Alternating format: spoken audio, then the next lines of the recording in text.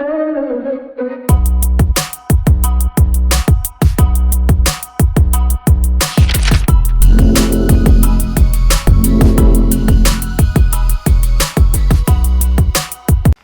Friend, मैं अक्षय सिंह एक बार फिर से करंट अफेयर की क्लास में आपका हार्दिक स्वागत और अभिनंदन करता हूं। और 10 जून 2021 की देश और विदेश की घटनाओं के साथ आपके सामने उपस्थित हुआ हूं।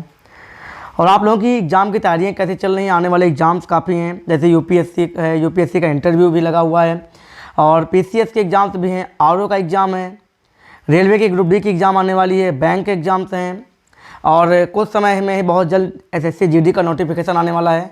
और उससे पहले पेट की भी तैयारी हमारे चैनल के द्वारा और हमारे ऑफलाइन क्लासेस के द्वारा भी शुरू की जा रही है। तो आप लोग बहुत ही जल्द एक बार फिर से प्लेटफॉर्म में हमारे जुड़ेंगे और उन चीज़ों को मैं आप तक पहुंचाऊंगा जो एग्ज़ाम के लिए बहुत ही ज़्यादा ज़रूरी है।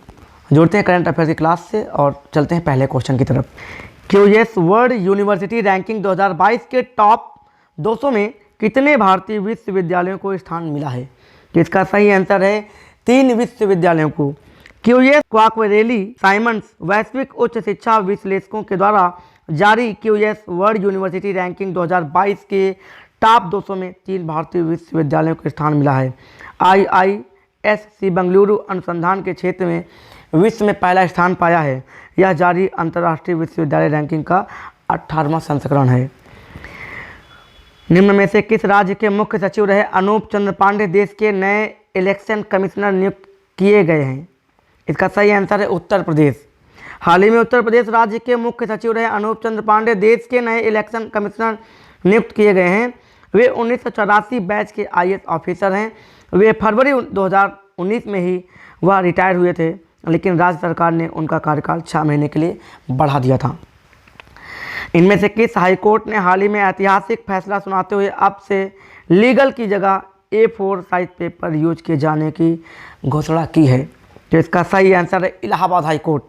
इलाहाबाद हाईकोर्ट ने हाल ही में अंग्रेजों के ज़माने का 155 साल पुराना नियम बदलते हुए हाल ही में ऐतिहासिक फैसला सुनाते हुए अब से लीगल की जगह A4 साइज पेपर यूज किए जाने की घोषणा की है, जिसके लिए हाईकोर्ट ने अपने 155 साल पुराने high court rules general rules criminal में संशोधन किया है।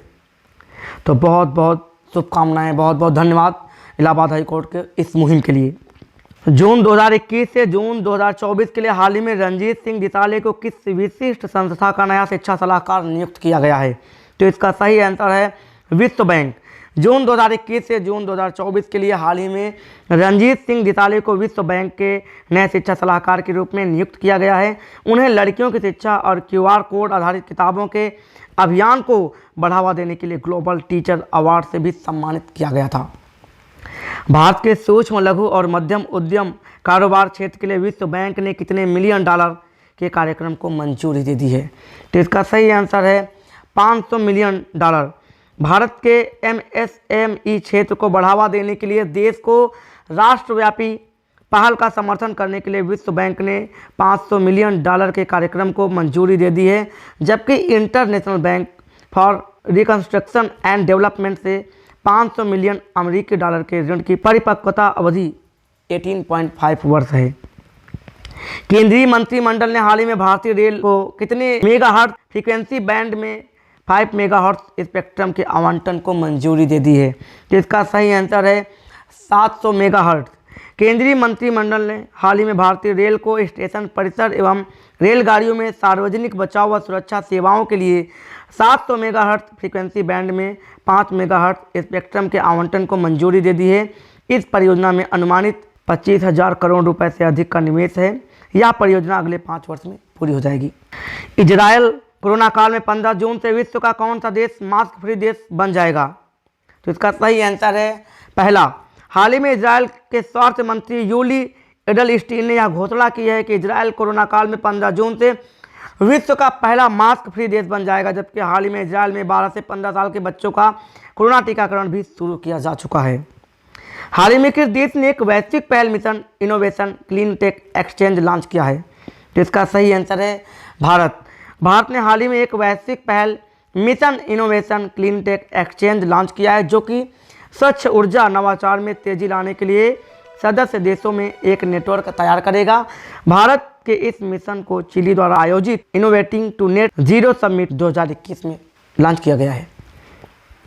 तो दोस्तों ये थी करंट अफेयर्स की क्लास। मिलते हैं कल की करंट अफेयर्स की क्लास में फिर से, तब तक के लिए जय हिंद जय भारत।